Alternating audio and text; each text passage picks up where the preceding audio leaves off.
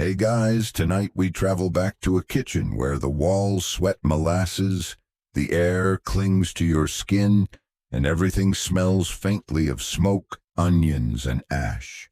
You're in Colonial Minas Gerais, deep in the heart of 18th century Brazil, where dinner isn't just dinner. It's survival, seduction, status, and rebellion all at once.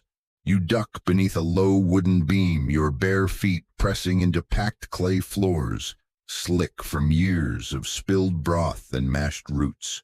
A squat, blackened stove glows in the corner, its bricks crusted with soot.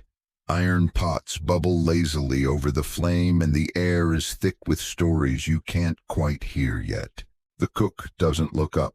She's too busy pounding garlic, lime, and salt in a mortar the size of a cradle.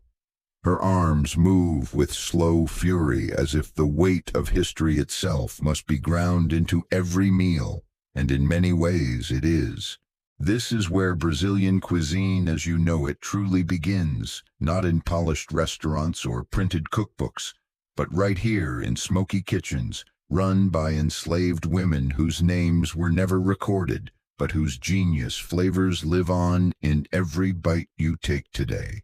So before you get comfortable, take a moment to like the video and subscribe, but only if you genuinely enjoy what I do here. I'd love to know where you're tuning in from and what time it is. Where you are, drop that in the comments if you feel like sharing. Now dim the lights, maybe turn on a fan for that soft background hum, and let's ease into tonight's journey together. The first thing that hits you in this kitchen is the rhythm wood cracking in the fire knives tapping rhythmically against hollow gourds, the distant call of a rooster, confused by candlelight. This isn't a quiet place, not in the way you expect a place meant for cooking to be. It's alive, almost aggressive. You're handed a piece of bread so dense it could double as a weapon. It's made from leftover cornmeal and the water used to rinse black beans. And yet it's weirdly delicious, slightly sour, slightly nutty, a texture like grit and silk at once. There's no butter, just a smear of lard. But here in 1700s Minas, that's a luxury. Sugar cane lies in bundles on the floor, tall stalks stacked like logs for a fire. This is the real gold rush of Minas, sweet, sticky, brutal. While the mines above ground promise fortune, it's the sugar plantations that keep bellies full and coffers padded. You take a bite of raw cane out of curiosity, and it coats your teeth in syrup. Sweet, yes, but also fibrous and strange, like chewing grass soaked in honey. You can see why they boiled it down into something more manageable. The kitchen's head cook, a woman named Antonia, nods toward the vat in the corner, boiling molasses meant for tomorrow's sweets. Her face is unreadable, but her eyes dart toward the barred window, watching for someone. Maybe the overseer, maybe freedom. Historians still argue whether the first true Brazilian recipes were born here in Minas or down on the coast near Bahia. But one thing's certain, it wasn't the colonizers who did the inventing. It was women like Antonia, Africans, Afro-Brazilians, and indigenous women who combined Old World ingredients with New World necessities, cooking under conditions most of us wouldn't survive for a week. She tosses a few peppers into the pot without measuring, trusting her hands more than any scale. You try to help, but she smacks your wrist lightly. "That one's poison raw," she mutters. "Wait till it boils." You back away, cheeks warm. In the corner, someone grinds toasted manioc into a fine flour, the kind that will become farofa. It's dry, crumbly, used to stretch meals and absorb whatever fat might be available. You'll eat it with beans later if the beans finish cooking before sunrise. Outside, thunder rumbles. The cook doesn't flinch. Rain or not, the fire stays lit. That's the rule. If it goes out, someone might go hungry, or worse, be punished. One quirky tidbit: they used to rub soot from the chimney into wounds to pull out bad spirits. Didn't work, obviously, but it gives you a sense of the blurred lines here between healing and hurting, between superstition and survival. You sit beside the fire, finally still.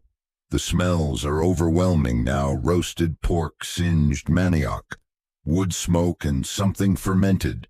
Maybe it's the pickled okra in that jar, or maybe it's just the sour sweat of this place.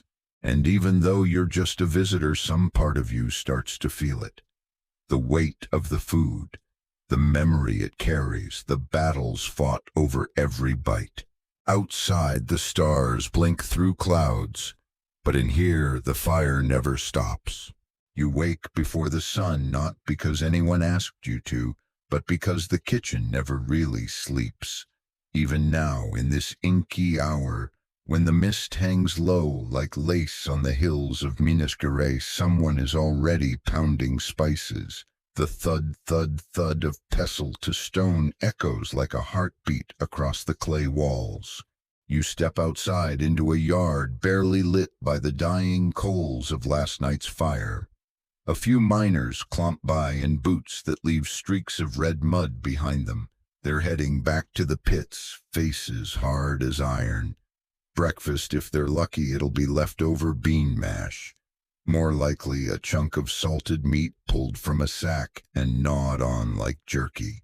The gold mines around here, Sabara, Mariana, Ouro Preto, aren't just pulling metal from the earth. They're pulling people in too. Thousands of them. Portuguese fortune seekers, enslaved Africans, displaced indigenous Brazilians, and the occasional European misfit, hoping to get rich quick and not die trying. And all those mouths need feeding. In a cramped back corner of the kitchen, you find what looks like a witch's cauldron. Inside bubbles a dish that still divides opinion to this day: feijoada. You know, that black bean stew tourists love to order without understanding a single thing about it. Right now, it's full of chopped kale, slow-cooked beans, and, well, let's be honest, bits of animal you've never eaten before. Pig ears, feet, maybe a snout or a tail. The cook shrugs when you ask and says, "It's whatever we had left."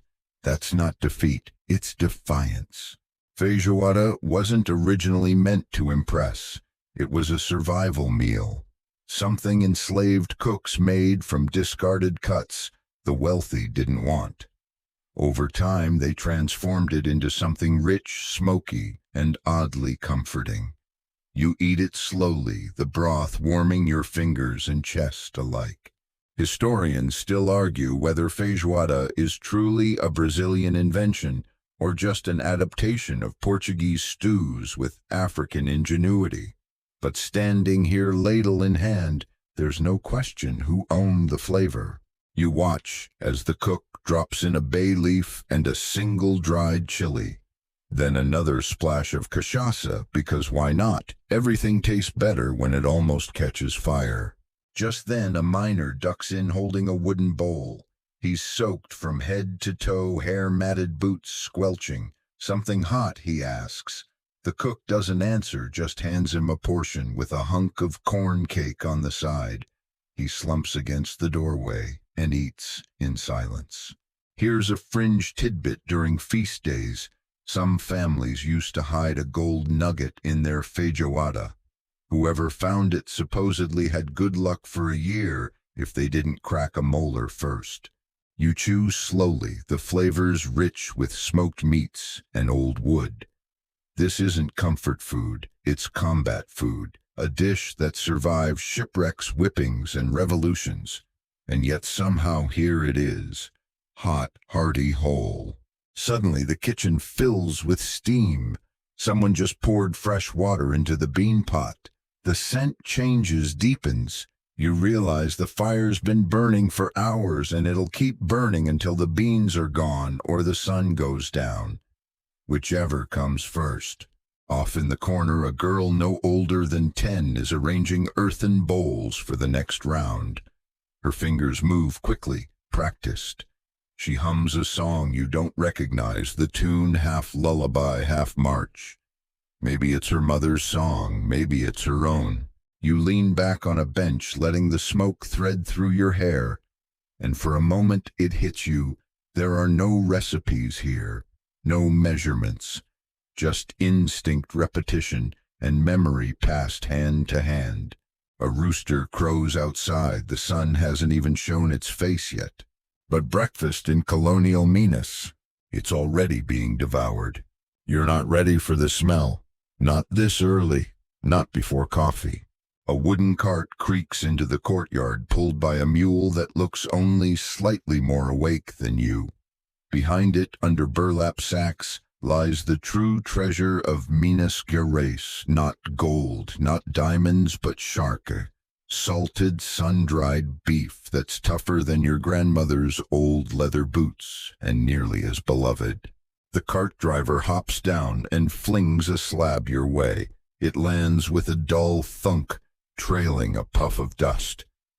Shark isn't glamorous. It doesn't shimmer or sizzle, but it made civilization possible out here because you can pack it, store it, trade it, forget it in your saddlebag for a month, and it'll still taste like something halfway edible if you boil it long enough. You drag it inside the kitchen where it joins a pile of spices, beans, and manioc on the floor. The cook stares at it, nods, and says, "Tomorrow's stew." But tonight it needs to be soaked. For hours, maybe all day. The salt has to leach out or it'll taste like you're chewing on the Dead Sea, which honestly would be cheaper than importing spices back then. You lift the lid on a nearby pot and get smacked in the face with a tangy cloud of vinegar and garlic. Someone's marinating yesterday's shark in wine and herbs. Someone else is beating it with the side of a cleaver. There's no consensus on prep, just a shared understanding that Sharkey needs to be bullied into tenderness. Here's a fun fact: Sharkey didn't just feed the miners, it fed Brazil. The entire economy leaned on it. Gauchos down south raised and dried the meat mule teams, dragged it north over impossible terrain, and cooks in every province made it edible, sometimes barely so. Historians still argue whether Sharkey built Minas or merely held it together during famine. Either way, it's in every pot now, every bean stew, every rice dish, every makeshift breakfast hash scraped off a pan at dawn. You grab a slice, nibble a corner, and immediately regret it. The salt hits like a slap, but beneath that there's something. A ghost of flavor, rich and metallic like beef jerky with an attitude. In the corner, a boy is stringing thin strips on a rack to dry in the sun. His hands move fast. Shark's not just food, it's currency. Portable protein, colonial Bitcoin, and if you ruin a batch, you're not just wasting dinner, you're losing value. You wander outside where two women are boiling manioc to go with the meat. The root hisses in the pot like it's trying to escape. Don't eat it raw, one warns, unless you want your stomach to forget how to live. They laugh. You don't. A quirky tidbit. The drying sheds used for shark were sometimes also used to punish thieves tied up under the blazing sun with the meat. Salt crusted to your lips, flies everywhere, and nothing to drink.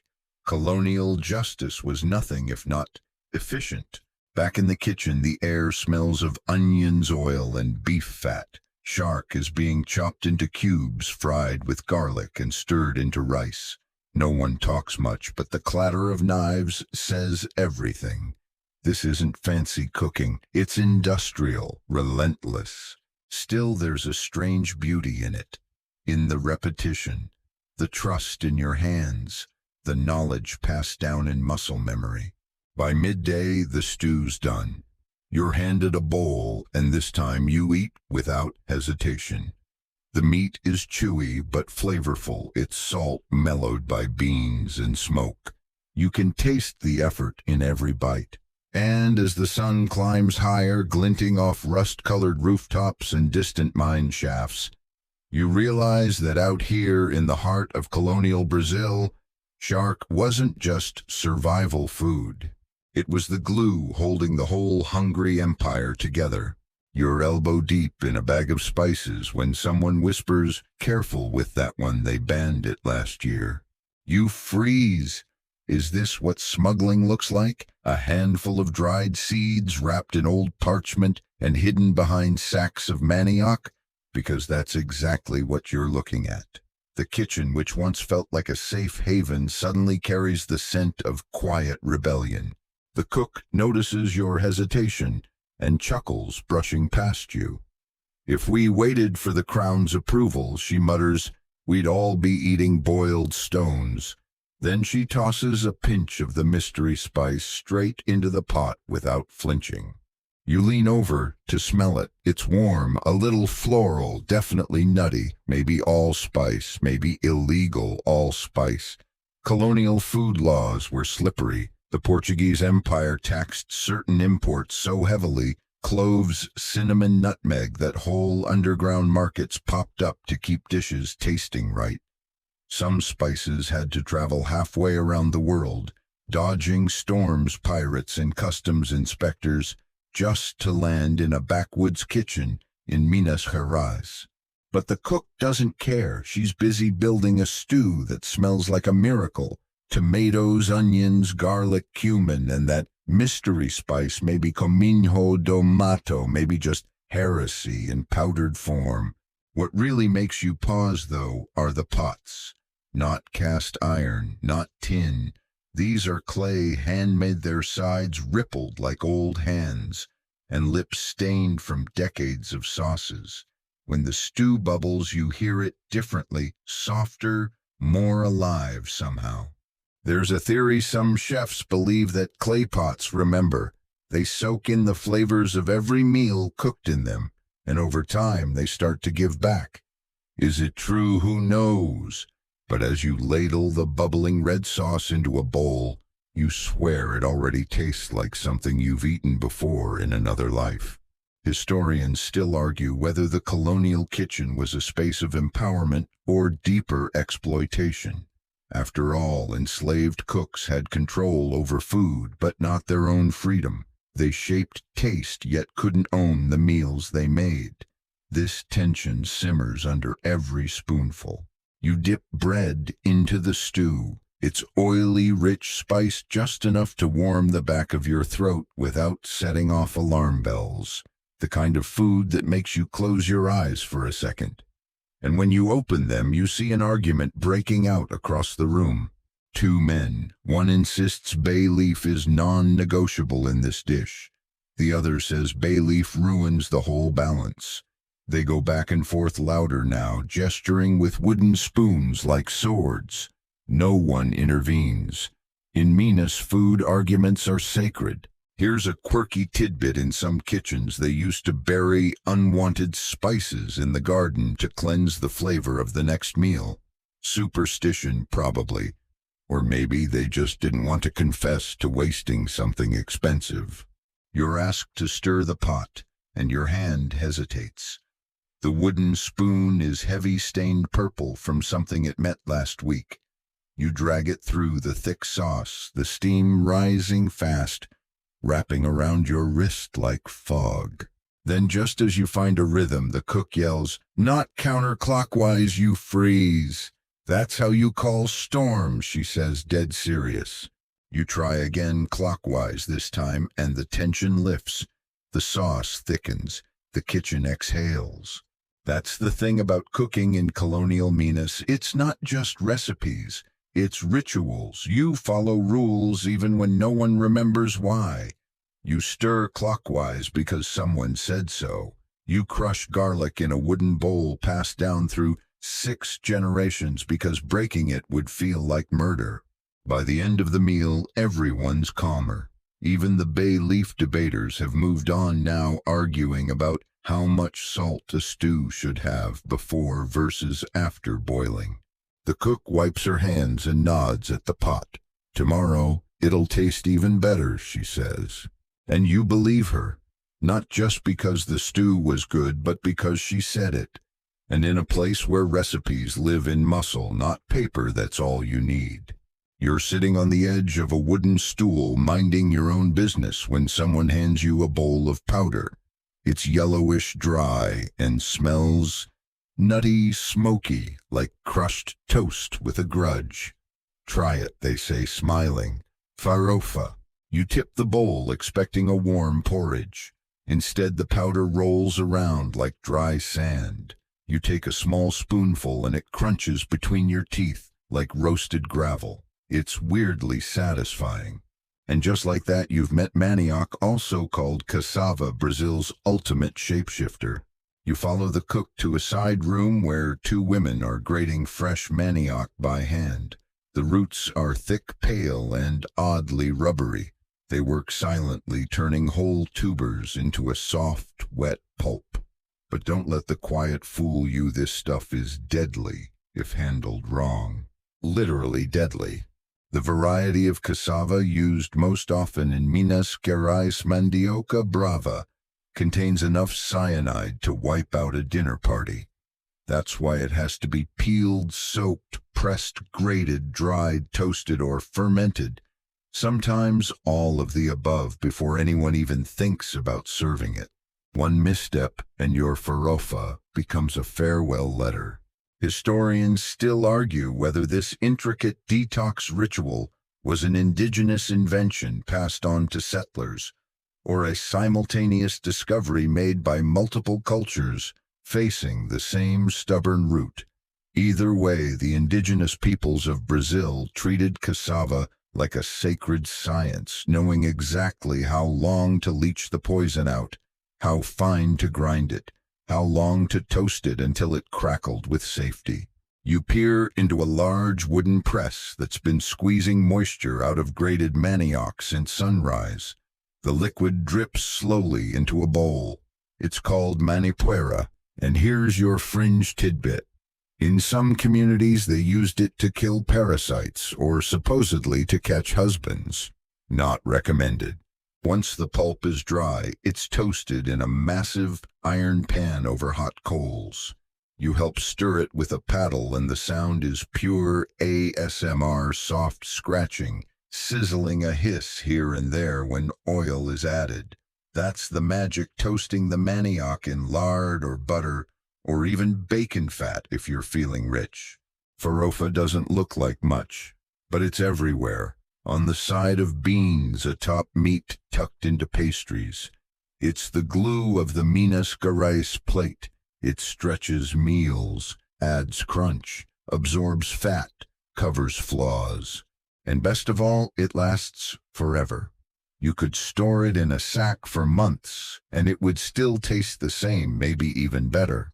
You take another bite. This time it's flavored with onions and a little leftover pork skin, crispy and salty, like edible confetti.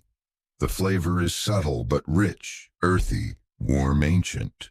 In the next room, children are shaping dough with manioc flour into little cakes called beijus, pressed flat on a hot stone until they crisp up like rice paper. Some will be sweetened later, rolled in honey and coconut. Others will stay plain, a humble carrier for whatever stew is on hand. You start to notice how many things in this kitchen rely on manioc. It's not just a staple, it's the foundation. If wheat built Europe, manioc built Brazil. The cook points to a barrel where a stronger paste is fermenting. Puba, she says, takes days, smells like feet. Worth it. She's not wrong. The sour aroma is something between old cheese and swamp water. But when it's ready, Puba makes the softest cakes, the kind that melt on your tongue like clouds with opinions. One young boy peeks over the edge of the barrel and recoils. Still not ready, he says, holding his nose. Unless you want to hallucinate. You laugh?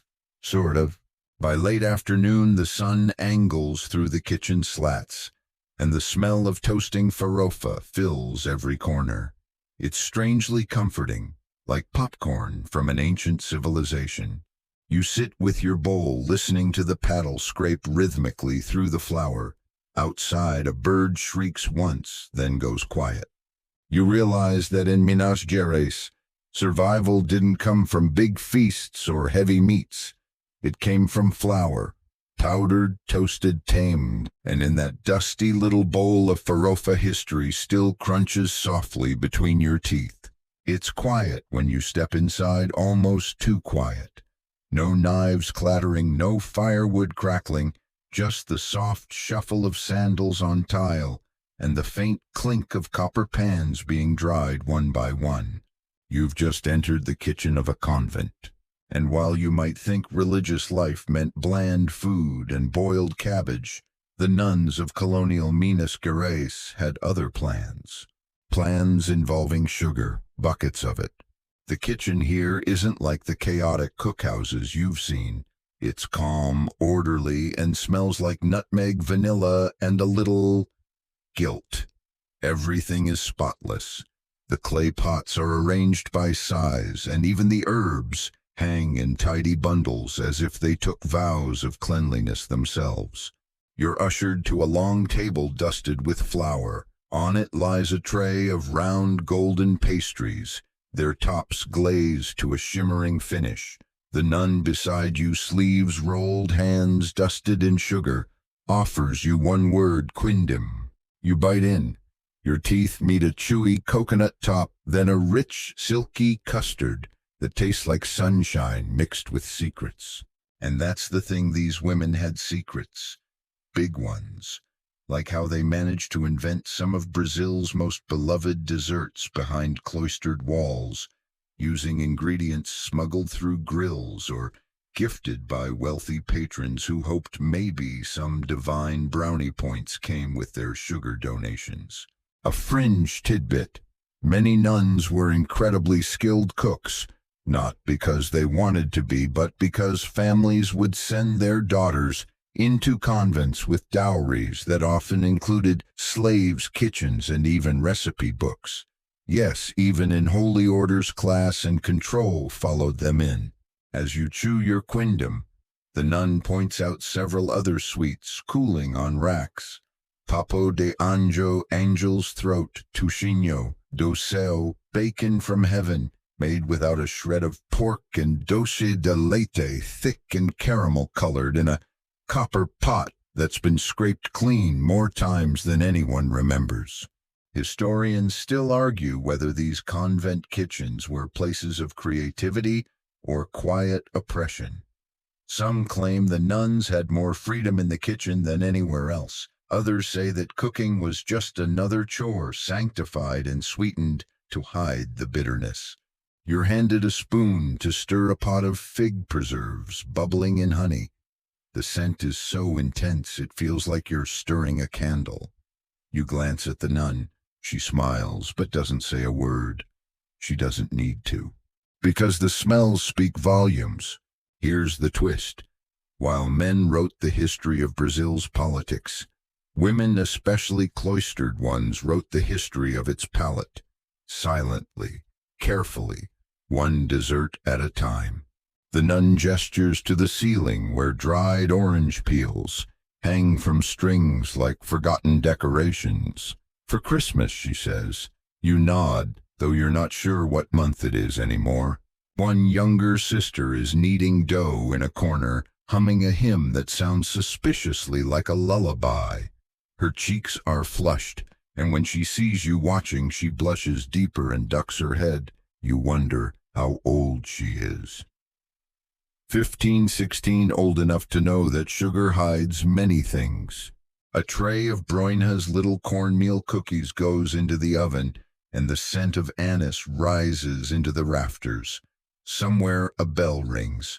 The sisters vanish like smoke, leaving you alone with trays of glistening sweets and a heavy copper ladle.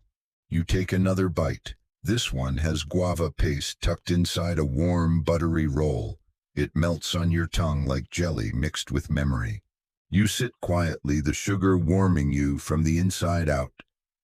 Outside, the church bells echo across red-tiled rooftops. In here, the oven hums like a low, forgiving prayer, and you realize these weren't just desserts.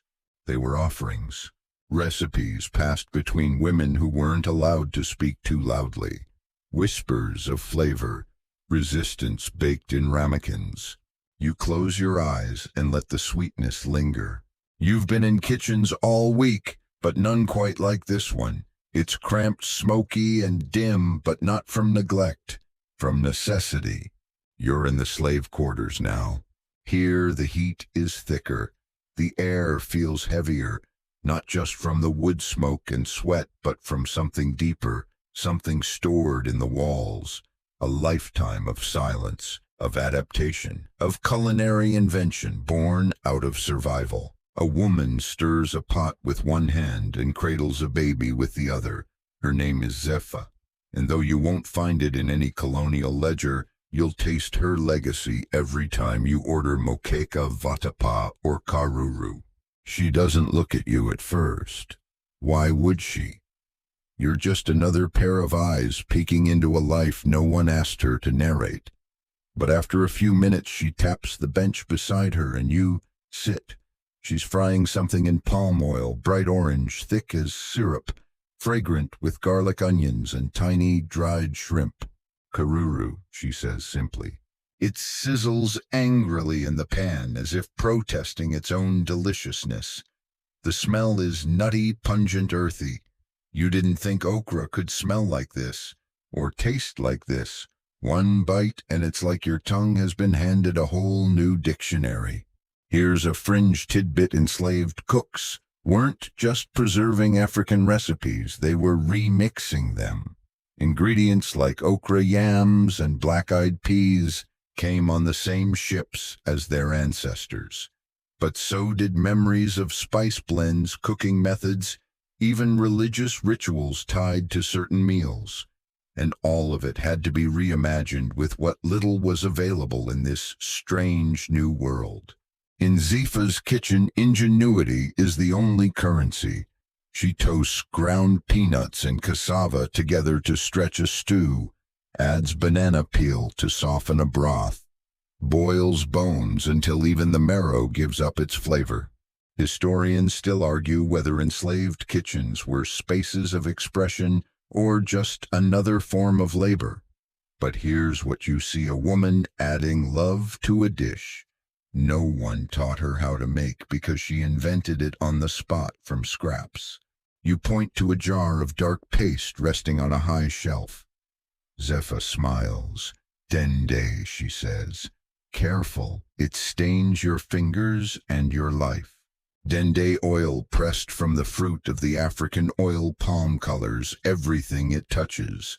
Golden red and glowing like a warning flare. It's sacred in some Afro-Brazilian religions, cursed in some Portuguese kitchens, and totally irreplaceable in the cuisine of Minas. She hands you a small cake made of mashed beans and onions. It's been fried crisp on the outside, soft and spicy within. "Acarajé," she says. "It's so good your eyes actually water, either from the heat or the flavor. It's hard to say." Quirky detail. In Bahia today, acarajé is often sold by baianas, Afro-Brazilian women, dressed in white colonial gowns, continuing a culinary tradition that began in spaces just like this one. Zepha wouldn't have known that future, but she'd have smiled at the thought of her food making it to city streets. She shows you how to mash garlic and salt into a paste with a mortar the size of a cannonball. "Everything starts with this," she says. And she's right. The smell alone could season a room. At her feet, two boys peel yams while singing a call and response song. Their rhythm keeps the work going. One slips and drops a yam, and they all burst out laughing. Even Zepha chuckles, wiping her hands on her skirt before returning to the fire. Historians will debate ingredients, names, timelines, but no one debates the hands that did the cooking. You leave with the scent of palm oil in your hair and the warmth of okra clinging to your ribs. The baby is asleep now, nestled in a sling across Zepha's chest, and the fire has gone from roar to whisper. And just before you step out, she says, "Don't forget the smell. If you forget the smell, you forget us." You nod, but you already know. You won't forget anything. It's pitch dark, except for a flicker of fire in the center of a clearing. You're not in a kitchen anymore, not really.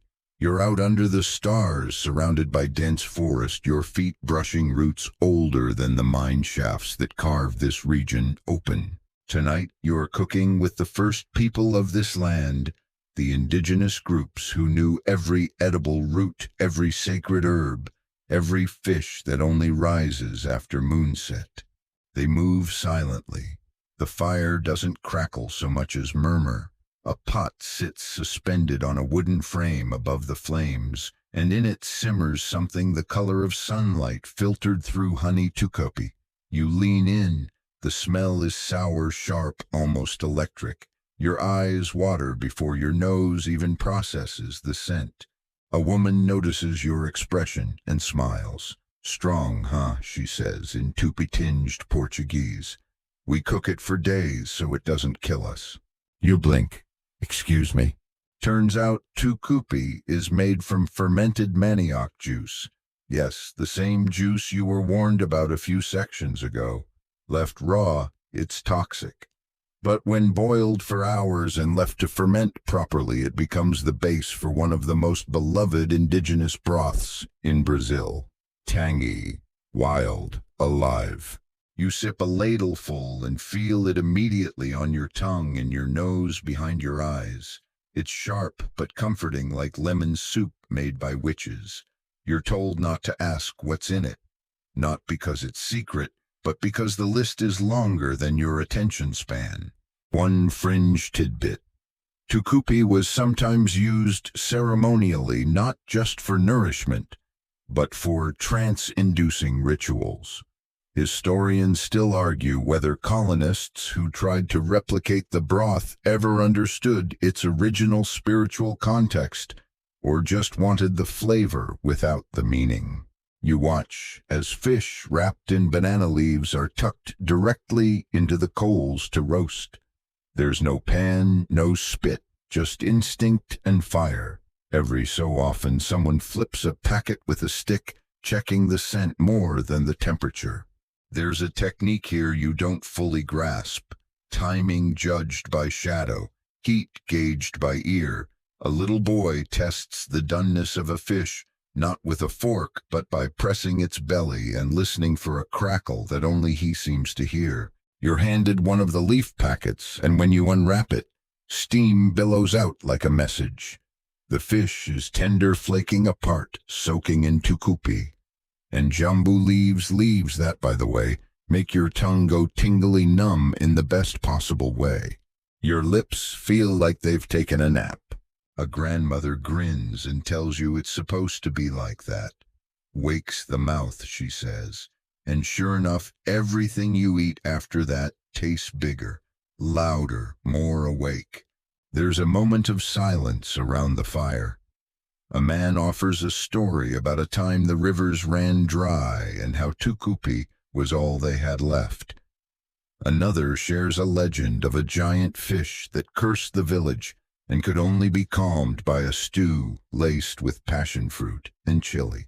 You realize then that indigenous cuisine here isn't built on scarcity. It's built on memory, territory, sacred knowledge. The land isn't an ingredient list, it's a living recipe. Historians often overlook this part of Minas culinary history. They focus on the European imports, the African reinventions. But here, deep in the woods, you taste the original Brazil. Before sugar, before cattle, before shark and cassava cake. Here's a quirky one in some riverine communities. Cooks would whisper to the fish before gutting them. Not as a prayer, more like a thank you. "You swim again in my blood," they'd say. "Somehow it doesn't feel strange here." The fire starts to die down. Ash drifts upward into the night like glowing snowflakes. You lie back on a warm rock and let the tucupi settle in your belly. No walls, no ceilings, just stars, smoke, and the echo of a cuisine older than borders. You close your eyes and the forest hums. You wake to the scent of roasted beans and burnt sugar.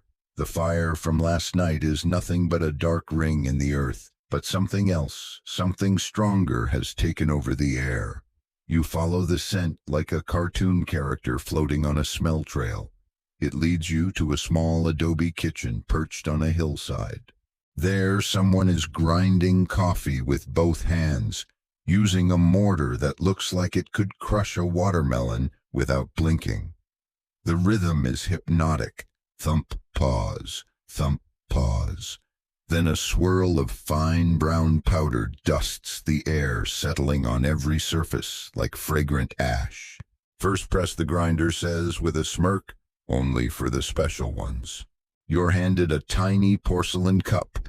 Inside, a bitter black brew stares back at you, steaming slightly. You sip and immediately forget who you are for a second. It's that strong. This isn't your cozy cafe cappuccino. It's more like drinking thunder in a teacup. Coffee wasn't originally from Brazil, of course. It came with colonizers and missionaries and enterprising agriculturalists who figured Minas's rolling hills and fertile soil might be good for more than just gold. By the mid-18th century, the crop had taken hold and taken over mornings across the region. Historians still argue whether coffee truly became a staple in Minas during the gold boom or only after it. Either way, by the time you show up in this hillside kitchen, it's already a daily ritual. And not just for energy, for gossip, for strategy, for truth. You're invited to sit at a table where two women are sipping and whispering. One's complaining about her neighbor's cassava cake being too dry. The other's venting about her husband joining some anti-crown rebellion disguised as a Catholic festival. He brought his sword under his robe, she mutters, like no one would notice. Here's a fringe tidbit: coffee houses in colonial Brazil were often used for far more than breakfast. They were places where conspiracies brewed just as hot as the beans, political plots, marriage proposals, trading news, even staging quiet acts of resistance. You take another sip and it kicks in. Suddenly you can hear the rooster 2 hills away. Your fingers tingle. Your jaw clenches ever so slightly. Yup, this is more than a drink, it's a fuel injection. On the table, someone pours dark brown sugar syrup into a fresh batch. A poor man's mocha, they joke. But it works. The sugar tempers the bitterness, creating something both harsh and soft, like a lullaby shouted through a trumpet. The beans are roasted in a small pan over direct flame. No electric grinders, no filters, just beans, fire muscle, and patience. The roasted shells pop like tiny fireworks, and the kitchen fills with a crackling aroma, so deep it feels like you're inhaling music. A young girl offers you a cookie made with leftover coffee grounds and crushed corn. It's chewy, sweet, and somehow gritty, but weirdly addictive. For the workers, she says, so they stay awake. You step outside, cup in hand, and realize this view, this quiet slope of green dotted with wild flowers and crooked fences, is exactly what people in the cities dream about when they close their eyes. And yet back then, this wasn't luxury, it was routine. Coffee was boiled in black kettles, poured into chipped mugs, and sipped while watching the sun crawl up the hills. There's no foam art here, no oat milk, just a slab of molasses bread and the slow burn of caffeine hitting empty stomachs. Quirky detail. Some rural homes added a pinch of salt or cinza de fogão, ashes from the stove to the brew. They said it made it settle better in the belly. Or maybe it was just a way to stretch the flavor when the beans were low. You finish your cup and exhale, eyes wide. You're not tired anymore. Not even close. You feel like you could mine a mountain or lead a quiet revolution. In Colonial Minas, coffee wasn't just a wake-up call. It was an awakening. You hear it before you see it crack, followed by a round of laughter and the unmistakable scent of roasted pork drifting through the morning air like an edible fog. You round the corner and there it is, a whole pig splayed open on a wooden spit crackling over a fire like it's auditioning for a thunderstorm. The skin blisters and pops. Grease hisses as it hits the coals. Someone turns the spit slowly, reverently, as if rotating a sacred relic. Welcome to the world of pururuca. This isn't just pork, this is a ceremony. You're handed a small slab, still steaming, still dangerous. The moment your teeth hit it, there's a pop so loud it startles a nearby chicken. The meat beneath the crackling skin is tender, smoky, and just the right level of salty. But it's the skin, the pururuca, that makes it legend. Think pork rind dialed up to 11. Quirky tidbit. There's actually a bit of debate over how to achieve the perfect pururuca. Some cooks pour scalding oil over the skin in a final theatrical moment, like setting off culinary fireworks. Others swear by air drying the skin first, sometimes for days, whispering that moisture is the enemy of crisp. And yes, you can absolutely start a fight in Minas by saying someone's pururuca is a little soft. Historians still argue whether this crackling masterpiece originated as a Portuguese import or developed independently among rural Brazilian cooks. Pork was abundant in Minas because it was portable, easy to raise, and let's be real, delicious in every form. But the crisping of the skin, that's a level of obsession that feels very local. You sit beneath a fig tree watching families gather. Children sneak pieces when the adults aren't looking. One old man guards the carving board like it's the crown jewels, muttering, "You chew it wrong, you don't deserve it." Pork in Minas wasn't just a meal, it was reputation. Weddings, saint festivals, baptisms. If there wasn't pork, people noticed. If there wasn't crackling, they complained.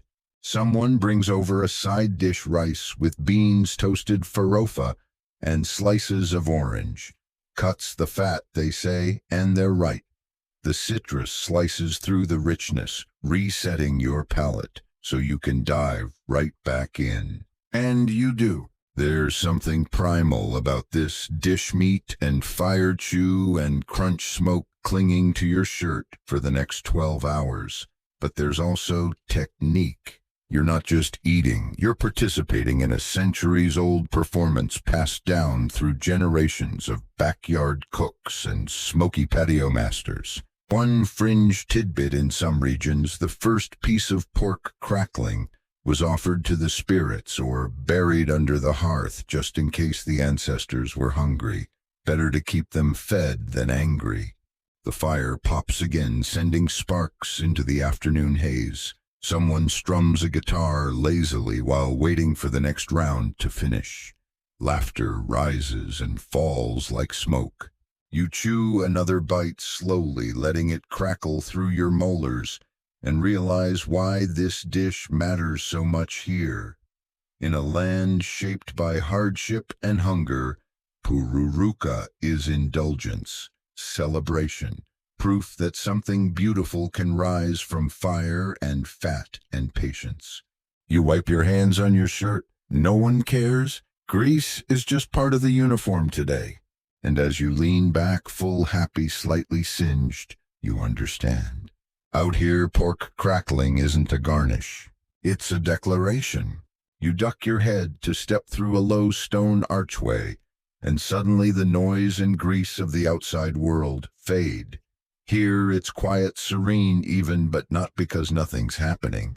It's because what is happening demands reverence. You're standing in front of a clay oven, half buried in the wall, its mouth glowing orange like the sun trying to peek through. The heat radiates out in gentle pulses. You don't just feel it on your skin, you hear it. A low hum, a kind of thermal purr, and beside it rows of pão de queijo dough balls, resting patiently like little moons waiting for their moment of transformation. These aren't just any ovens.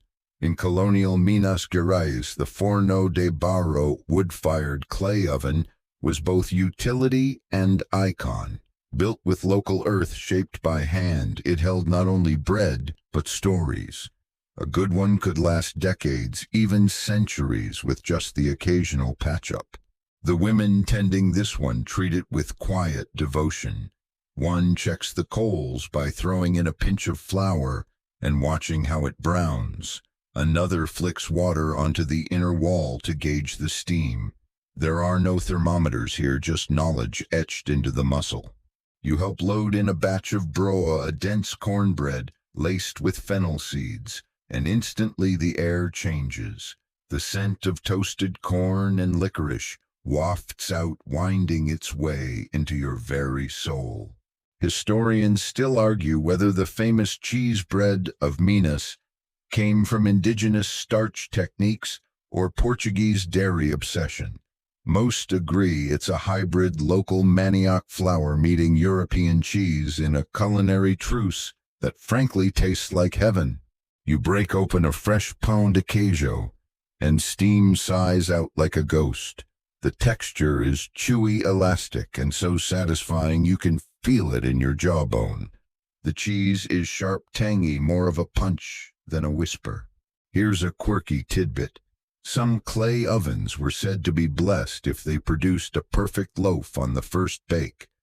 Others were considered cursed if bread stuck to the floor, which meant the oven had a bad heart, superstition, or just poor insulation. You'll never know. Around you, other dishes wait their turn. Sweet potato cakes wrapped in banana leaves, custard set in terracotta molds, even a whole chicken flattened and pressed under a brick for what they call frango ao martello, hammered chicken. It's not violent, just flavorful. A teenage girl gently slides a tray into the oven. No mitts, just calloused hands, and the kind of timing that can't be taught. She glances at you and smirks. Don't watch too long. The bread gets shy. You step back. And that's the thing about these ovens. They don't just cook food, they transform it. Clay, fire, and time, three ancient ingredients.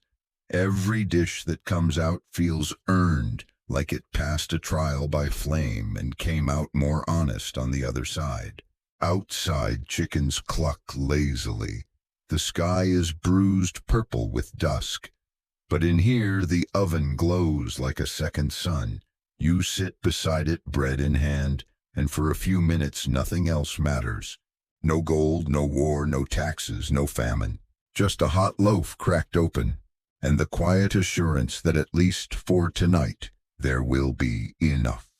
The streets are chaos, and you love every second of it. It's market day in Colonial Minas Gerais, and the town square has become a carnival of clamor. Chickens screech in wicker baskets, pigs grunt from beneath carts, children run barefoot between stalls, faces sticky with molasses.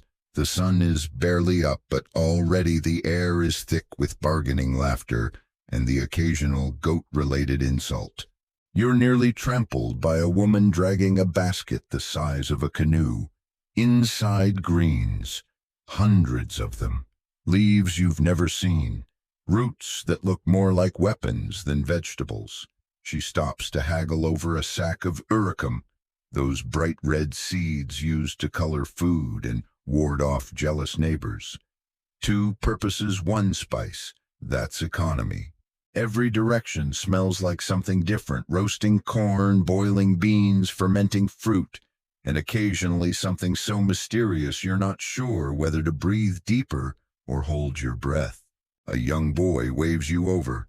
Fresh cheese, he shouts, holding up a soft white round of queijo Minas, still warm from its cloth wrap. You buy a piece the size of your head for less than a copper coin, and before you've finished your first bite, you're already considering a second. Historians still argue whether these colonial street markets were truly democratic spaces or just extensions of rural class struggle. On paper, they were open to everyone.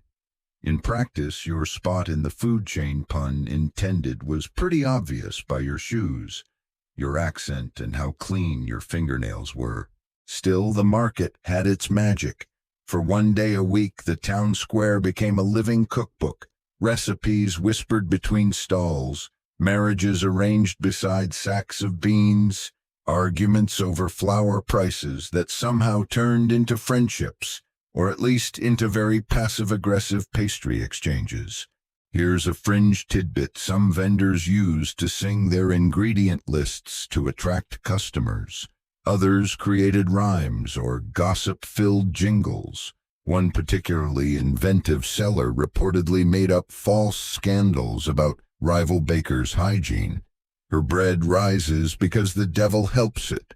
You duck under a makeshift awning and find a stall selling only banha de porco lard, pure rendered glorious pork fat in glass jars glistening like jewels. Better than gold, the seller says, patting his belly. Across the aisle, someone is grinding corn for angu, a polenta-like dish beloved by everyone from miners to monks. The woman at the mill looks at you, tilts her chin toward the bubbling pot beside her, and says, "Want to try real food?" You do. And it's hot, sticky, slightly sour from the broth, but comforting in a way that settles behind your sternum like a warm hug in winter. Children dart past, one holding what looks like sugar cane, the other gnawing on dried banana paste rolled in flour. A third has just stolen a roasted peanut cake and is running like he's being chased by the entire Portuguese army. He probably is. There's something wild and alive about this place. It's not polite, it's not pristine, but it's real. And every smell, every shout, every oddly shaped root has a story behind it. Quirky detail. Some people used to bring their own clay bowls to the market, not to buy with, but to test whose stew or broth clung to the sides best. If it slid off too fast, too watery. If it stuck like glue, sold. A woman nearby is selling fresh guava paste. She slices you a sample, places it on a wedge of cheese, and says, "Romeo and Juliet." You blink. She explains guava and cheese, sweet and salty, impossible, romantic, fated. You chew slowly, nodding. You buy more. By late morning, the sun is high, the square is louder, and your arms are full of tiny purchases: dried shrimp, a clay spoon, pickled peppers, something wrapped in palm leaf that may or may not be dessert. You've bartered with 3 old men, lost a coin in a chicken coop, and now you're sipping cachaça from a hollowed gourd while watching a woman juggle eggplants for attention. This isn't just commerce. It's community, messy, fragrant, full-volume food diplomacy. And as you finally step out of the square, your pockets lighter but your belly heavier, you realize market day isn't about what you buy. It's about what you remember. It starts with steam, thick, fragrant, and rising like mist from a dream. You step into a corner kitchen half covered in vines, the kind of place where pots boil all day and time bends around the fire. Someone hands you a warm, tightly wrapped parcel. It's soft, slightly sticky, and smells like vanilla and corn. Don't open it too fast, the cook warns. She'll bite back if she's not ready. You sit, unwrap it gently, and reveal pamonha, a corn pudding steamed in banana leaves, smooth as silk and sweet as memory. One bite, and it's like eating a lullaby. Pamonha is one of those dishes that looks innocent, but holds legends. The cook smiles and sits beside you, fanning the fire with a woven mat. "We make this when the moon is full," she says, "but never stir counterclockwise." You pause mid-bite. "Why not?" "Because then you stir in the dead," she says, and taps your hand like she's joking. She isn't. Historians still argue whether these beliefs came from West African cosmology, indigenous spirituality, or were just made up by a tired grandmother to keep children from poking the pot. Either way, You stir clockwise from now on, always.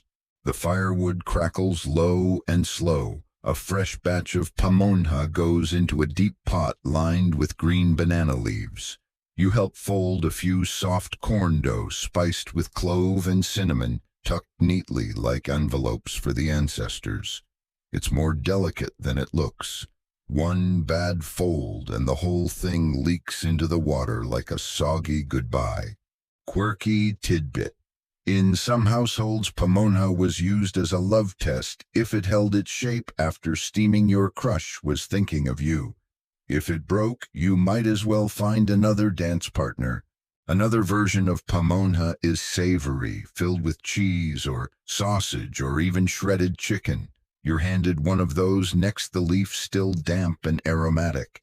The cheese inside has melted into molten bliss. You try to take a graceful bite.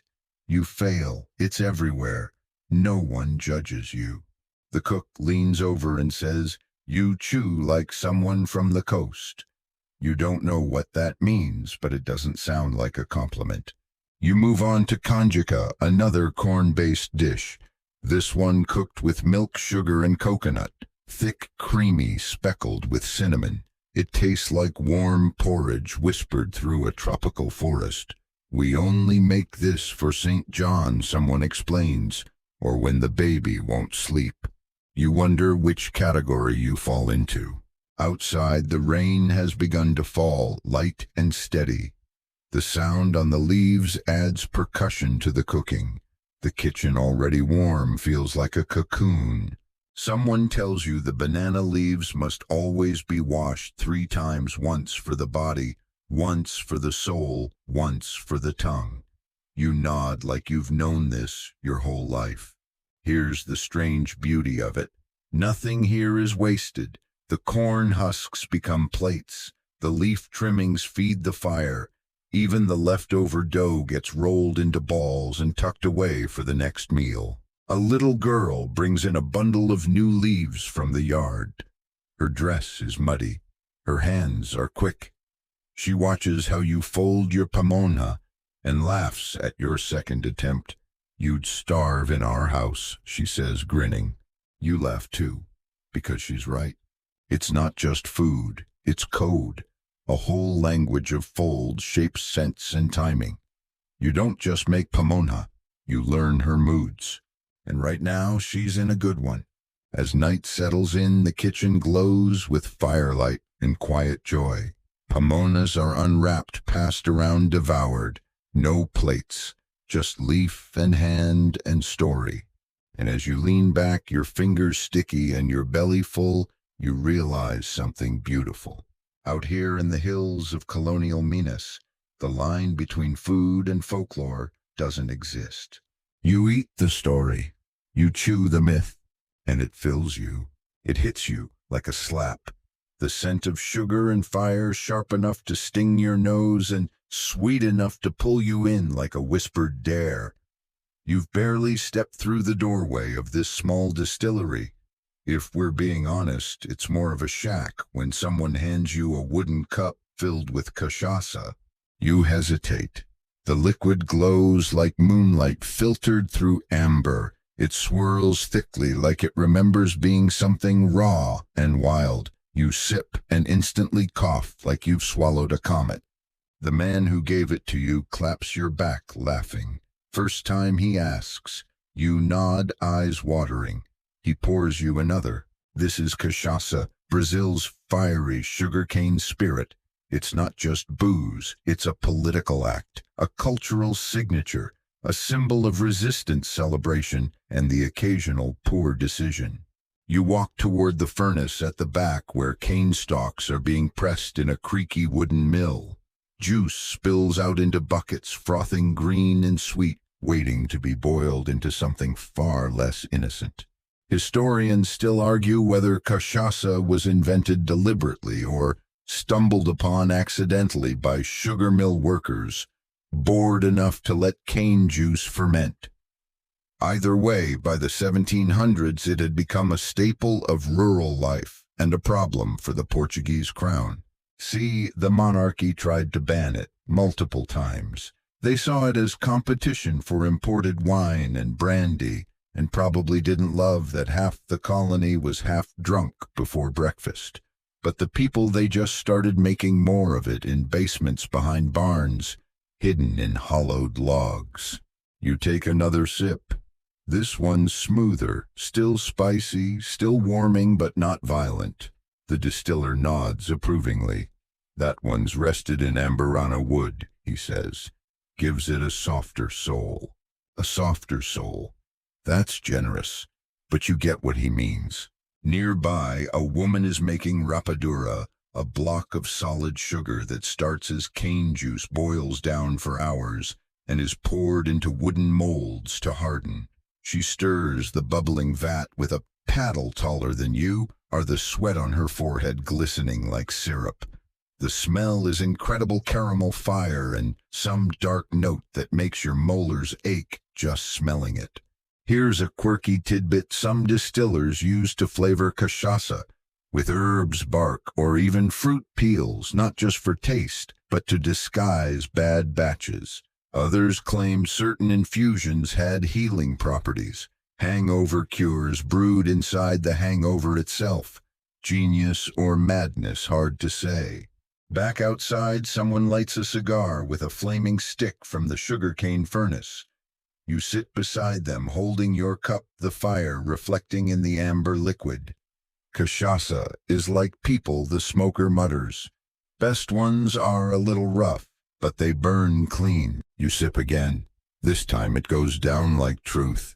A young man tunes a viola and begins a soft song about a lost love, a stolen mule, and a broken bottle.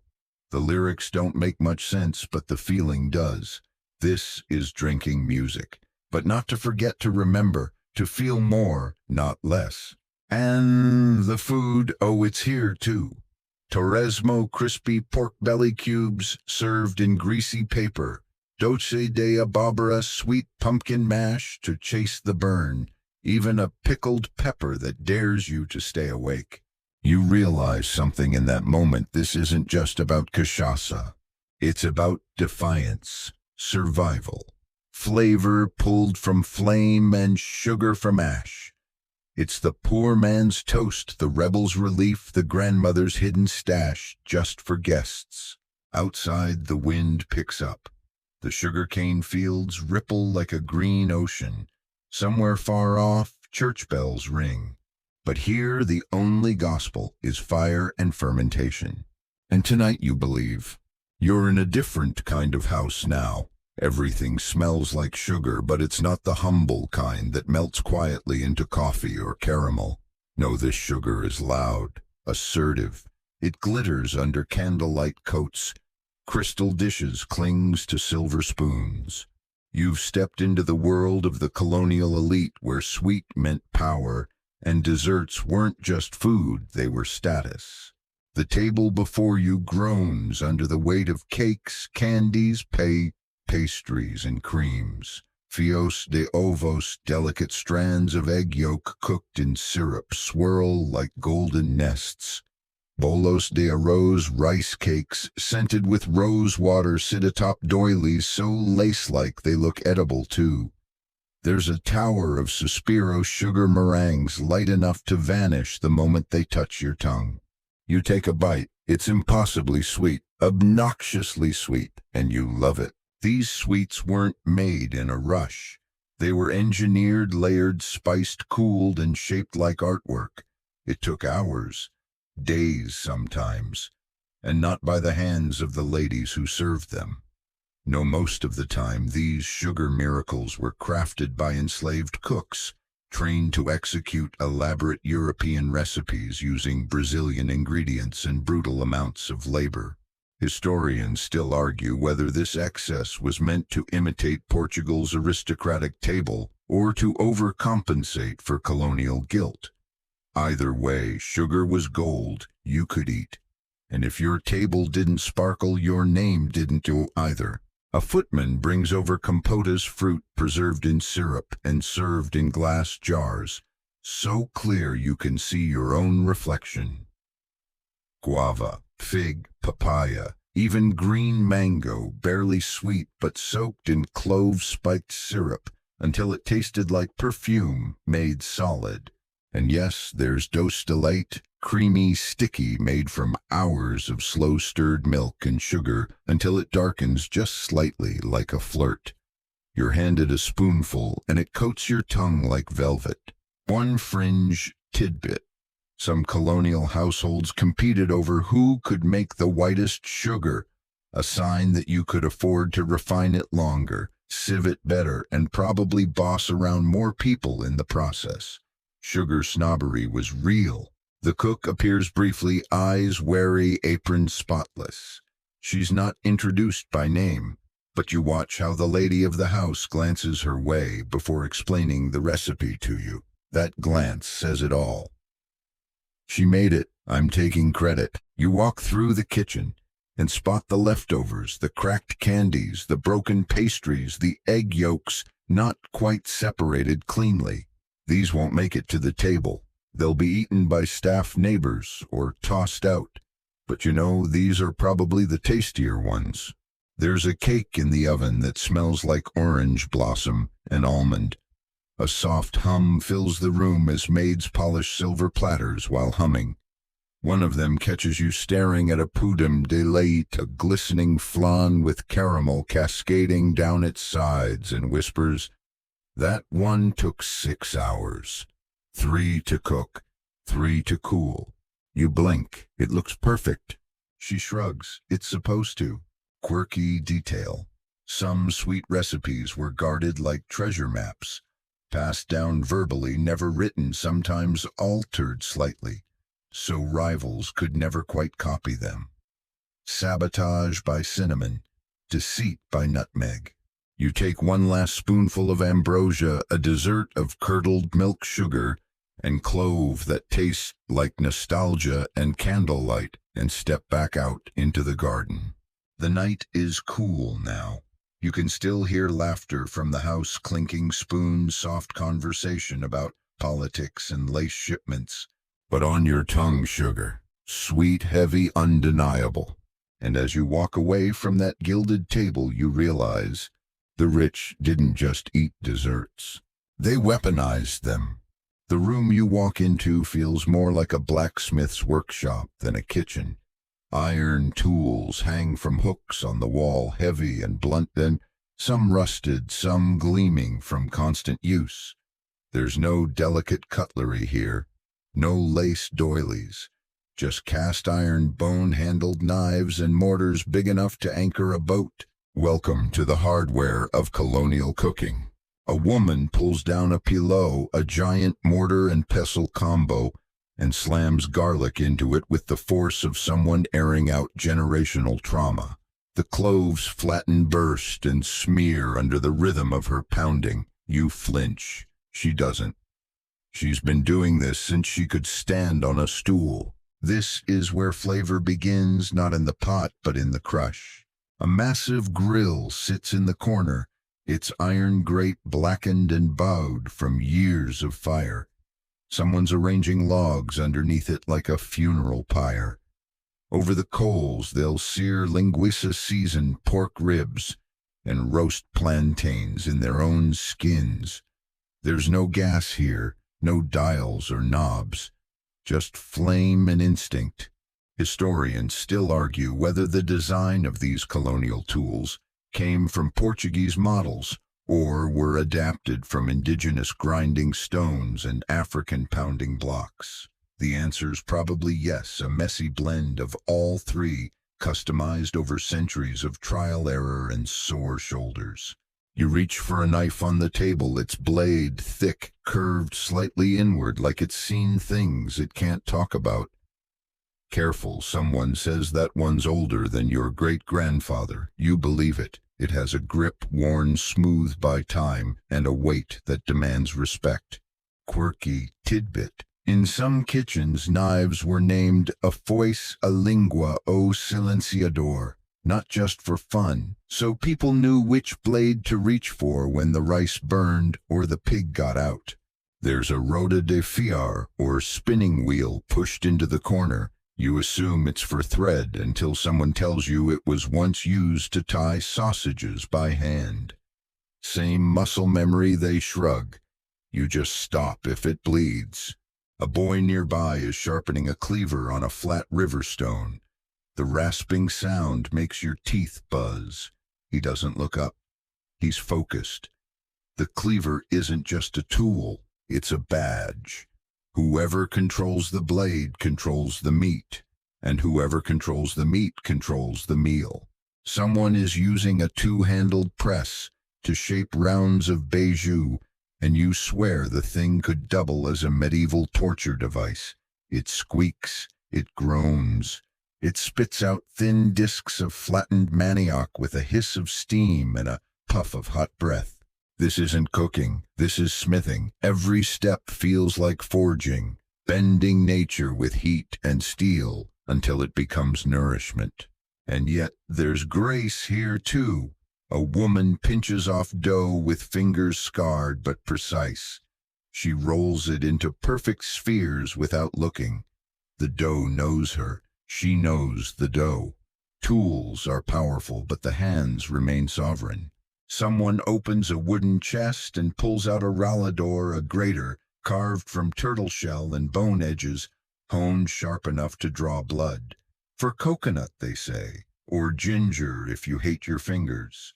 You don't ask to try it.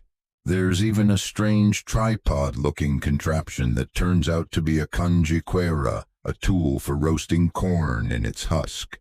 It spins slowly over coals, creaking like a grandfather's chair, and the scent that rises from it is sweet, earthy, nostalgic. Here's your fringe tidbit. Some cooks refuse to use certain tools unless they'd been woken up first, warmed by fire, anointed with oil, and named aloud. Not superstition, they insisted, just good manners. By now, the tools are returning to their hooks, their work done for the day. The kitchen cools, the fire dims. Someone lays a cloth over the cutting board almost tenderly. You walk out with the faint scent of iron on your hands and smoke in your lungs. And you realize food wasn't just what they made. It was how they made it with tools that could just as easily protect harm or feed. The wind today feels dry, even the trees seem to sigh instead of rustle. You squint toward the horizon, and everything shimmers slightly like the heat is playing tricks on your eyes. Welcome to the drought season in Colonial Minas Gerais. The rains haven't come, the rivers are low, wells are watched like altars, and the kitchen, so often a place of abundance and clamor, now becomes a crucible of creativity. You step into a home built of sun-bleached clay bricks. There's no fire going yet. Fuel is scarce, no wood to waste. A pot sits empty on a stove that looks too tired to argue, but a woman, thin, calm, focused, nods at you to sit. "We'll eat," she says. "Don't worry." You do worry. There's barely anything on the shelves. A few dried beans, half a pumpkin, a small jar of bacon fat guarded like treasure. She pulls out a stone bowl with what looks like nothing more than onion skins and old corn kernels. "Sopa de casca," she says, "peel soup."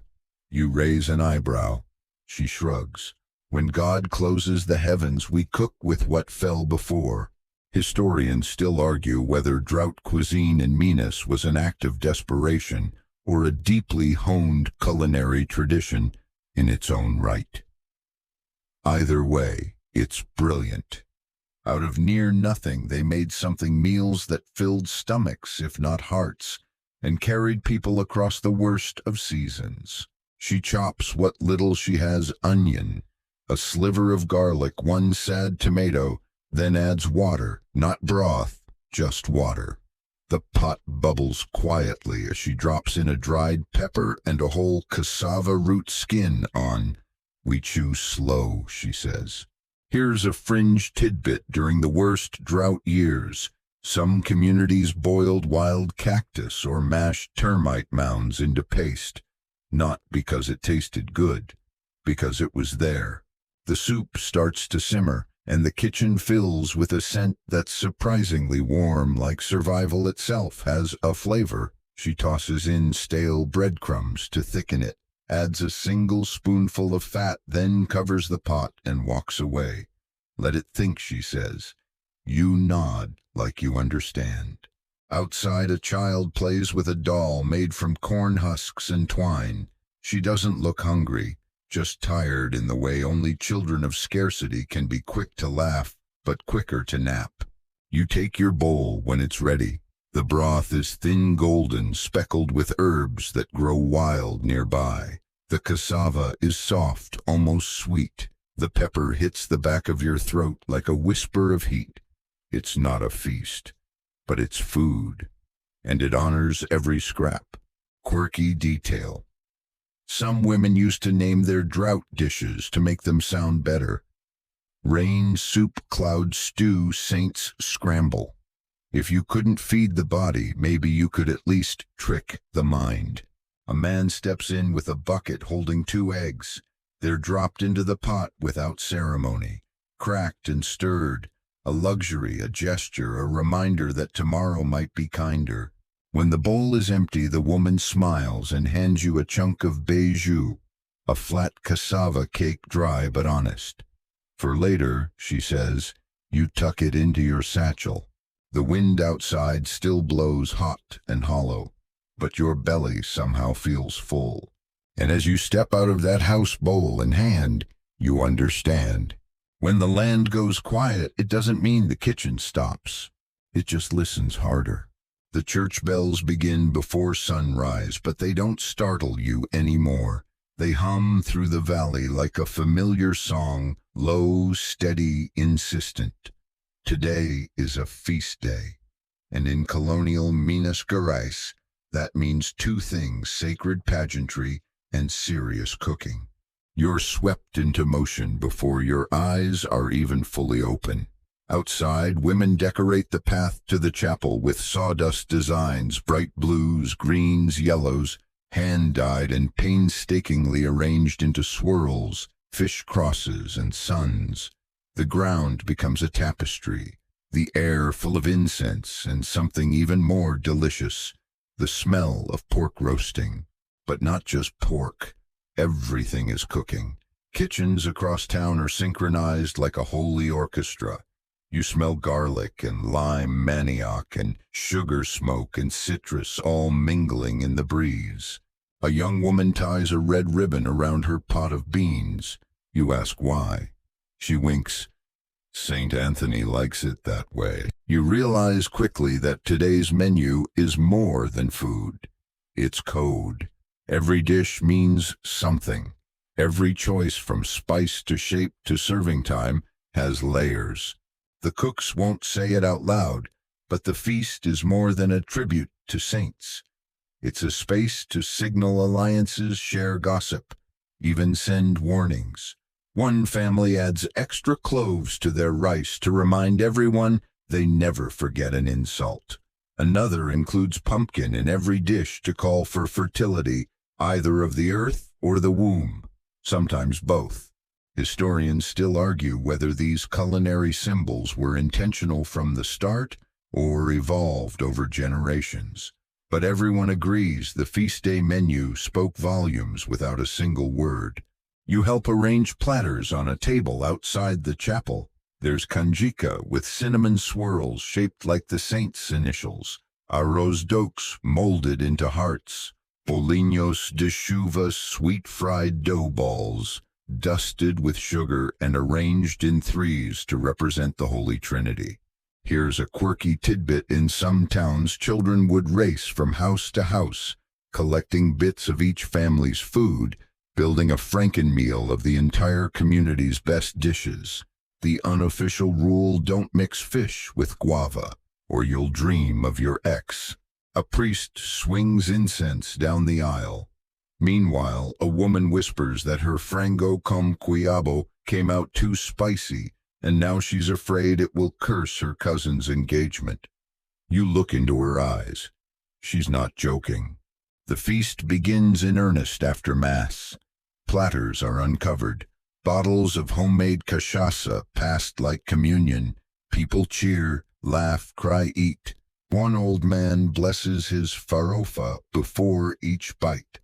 Another dips doce de abobora into black coffee and swears it helps his memory.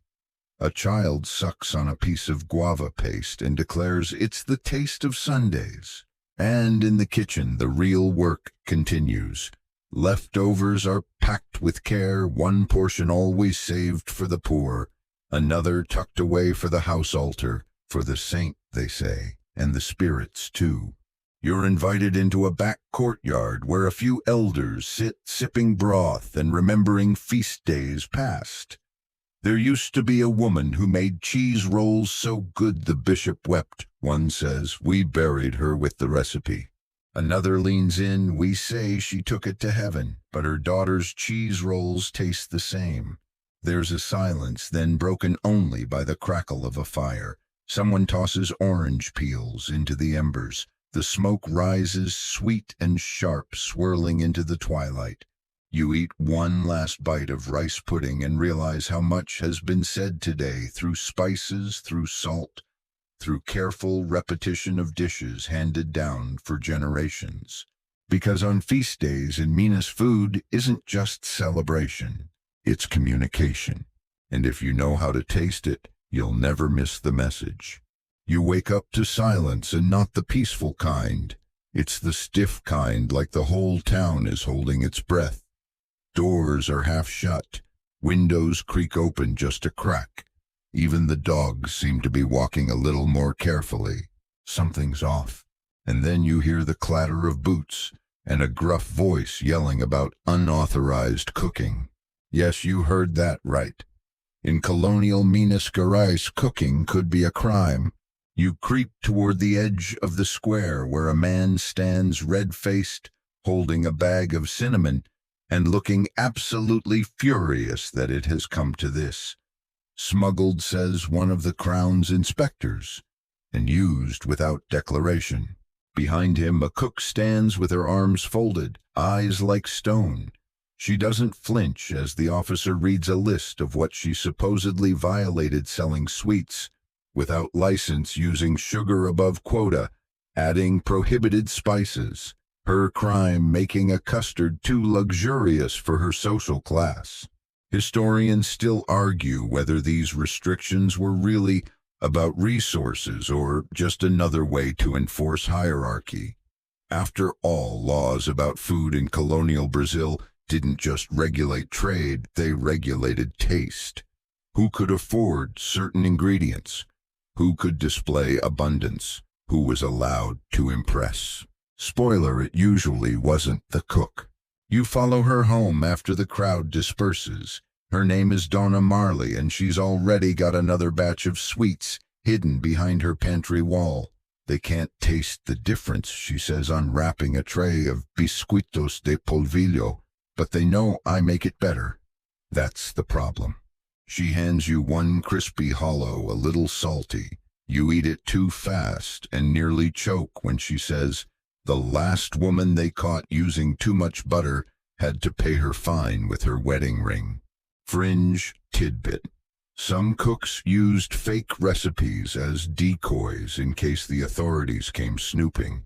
They'd write innocent versions in clean ink and keep the real ones coded or memorized, like culinary spies.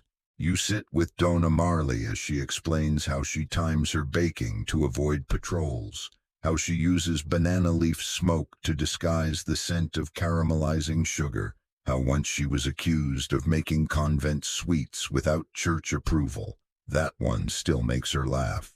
But you also hear the tiredness in her voice.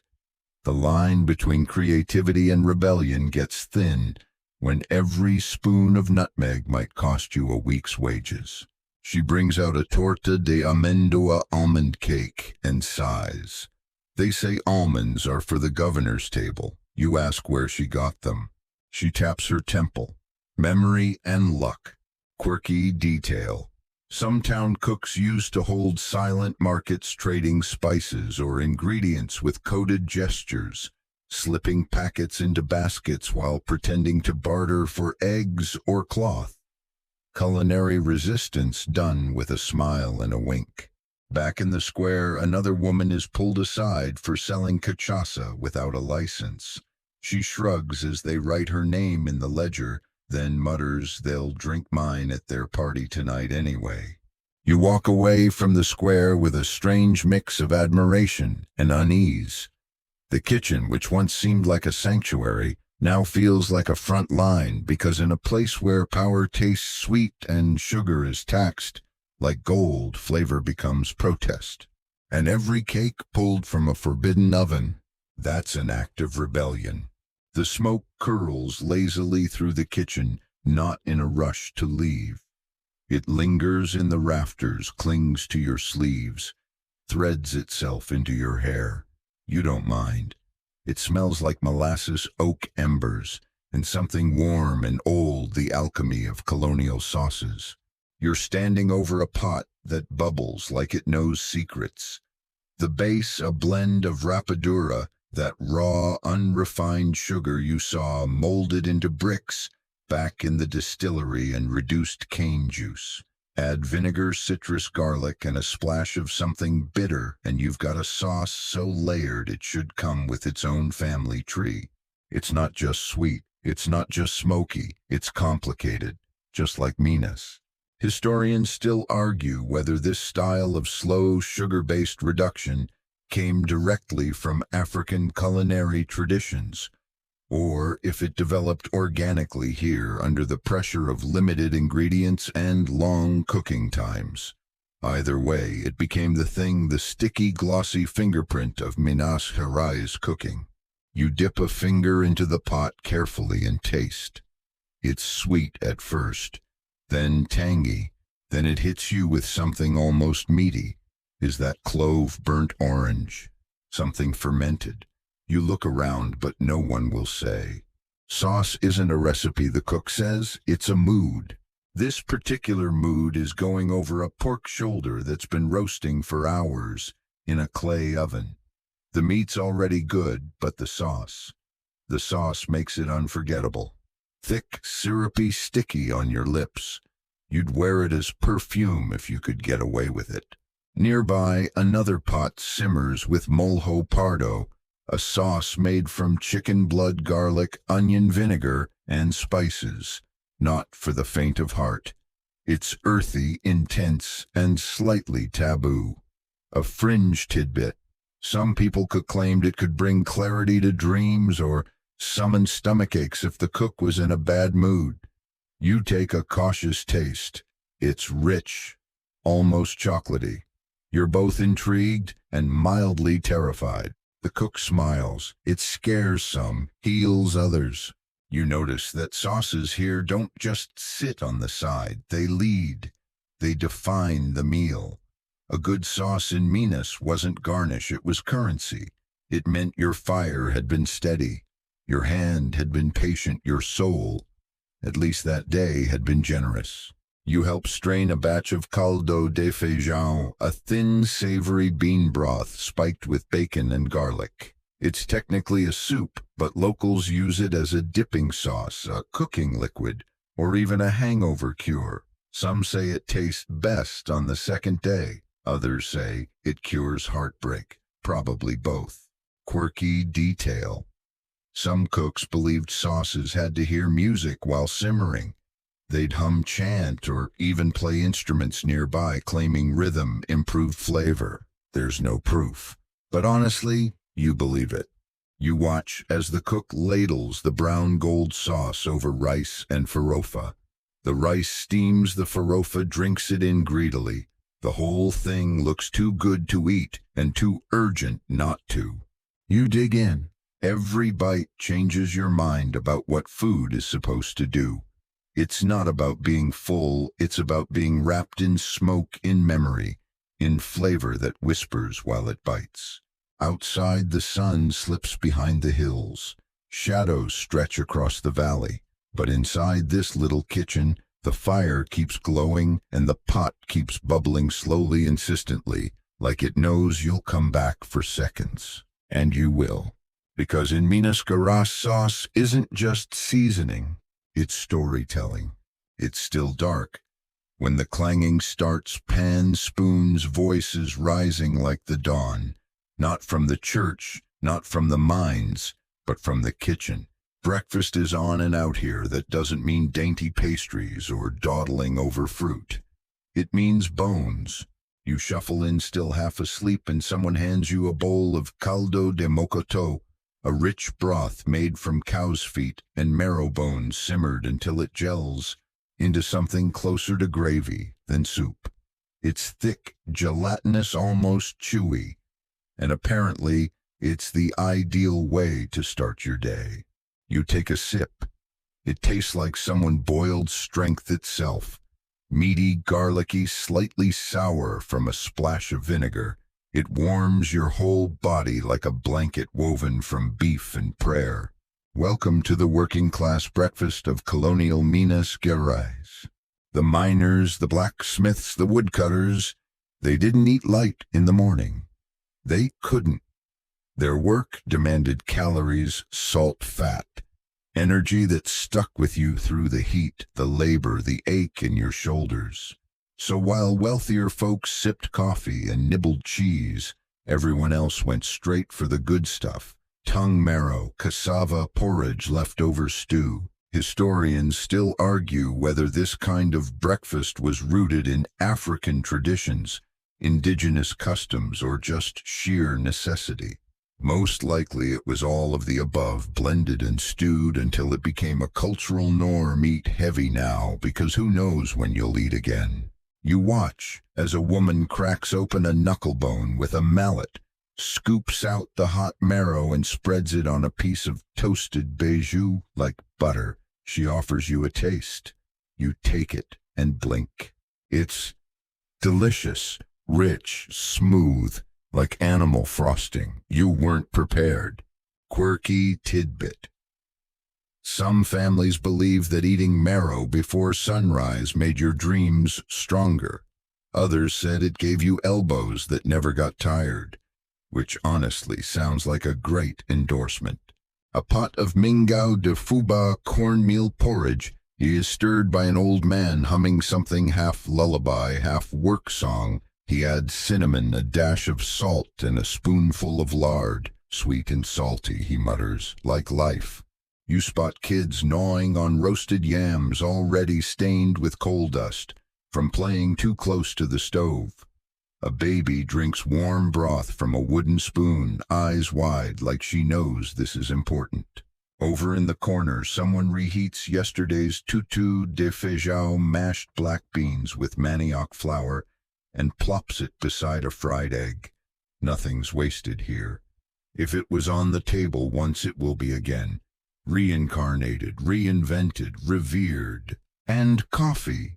Of course, black, thick, slightly burnt, served in a cup smaller than your thumb. It jolts your brain into motion and settles somewhere between your ribs with the gentle violence of a thunderclap.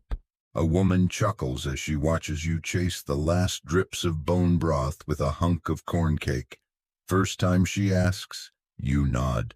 Won't be the last. And she's right, because this isn't just breakfast, it's preparation. For a long day, for a hard life, for history.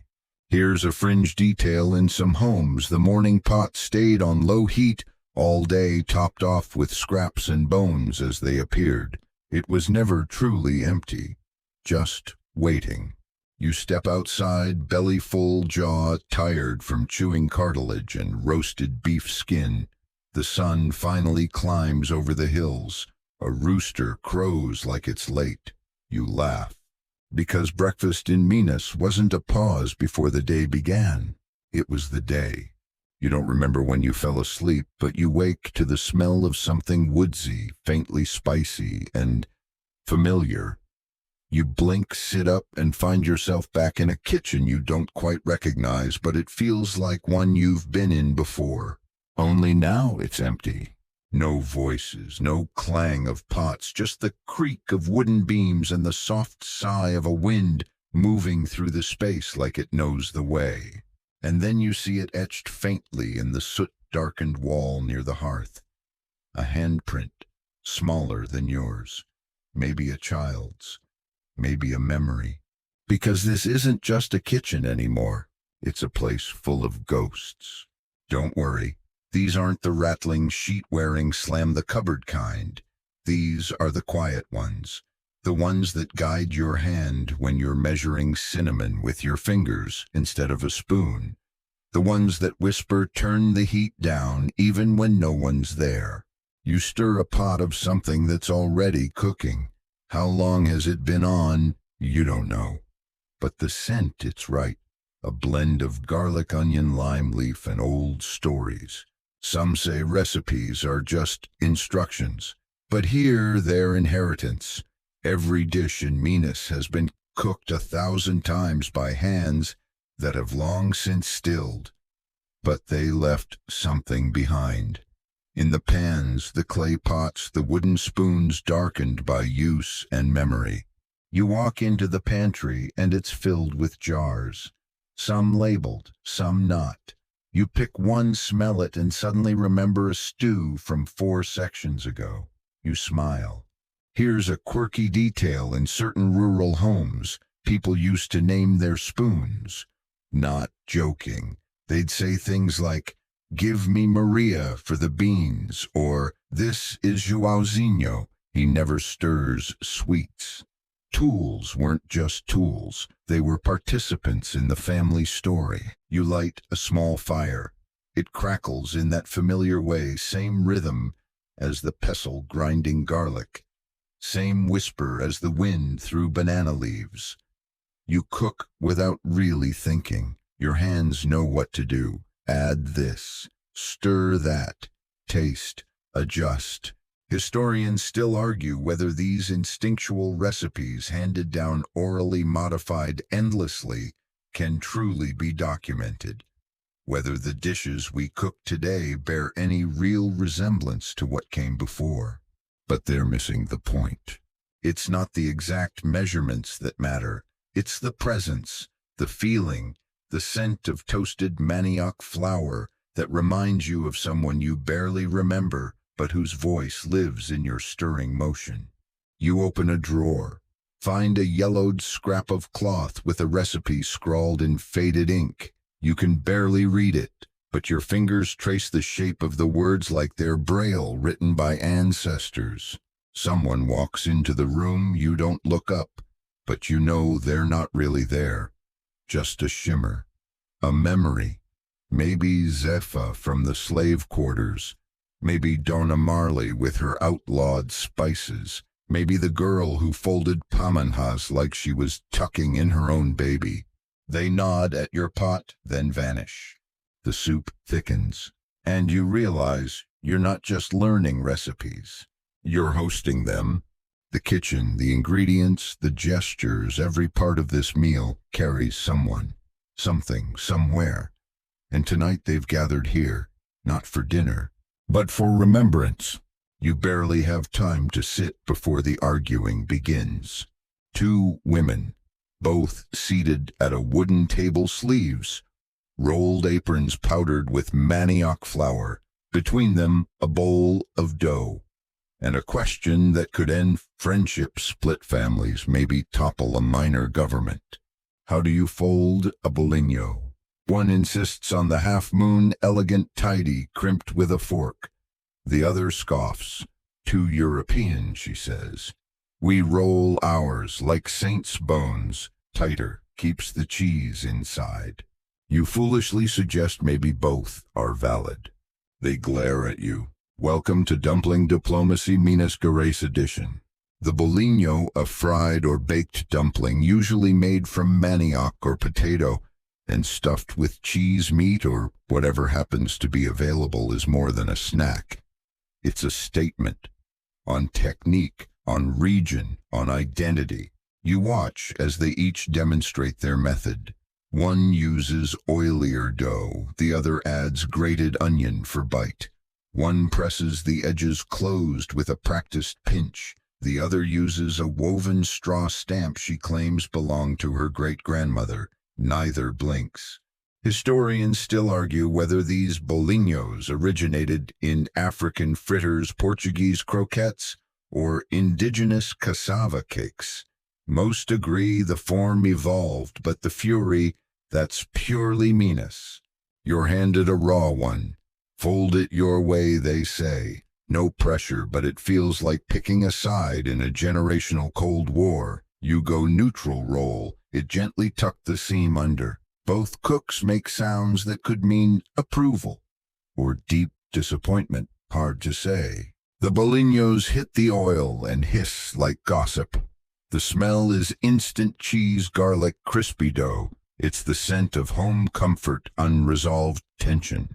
Here's a quirky tidbit: some families used bolinhos as a kitchen test for future in-laws. If you folded one badly, not a deal breaker. If you fried it wrong, marriage postponed. You bite into the first one, it's heavenly crispy on the outside, soft and gooey in the middle. The cheese stretches like it's auditioning for a telenovela. You moan involuntarily. I told you, one says smugly. Mine's better, the other snaps. More arrive, some with minced meat, some with shredded chicken, a few with guava paste and cheese, a Romeo and Juliet bolinho. Unexpected, perfect. You're full by the fourth, but you keep going. There's something addictive about the bite-sized debates, each dumpling a tiny love letter or mild insult wrapped in dough. A small boy sneaks one off the plate and runs into the alley. No one chases him.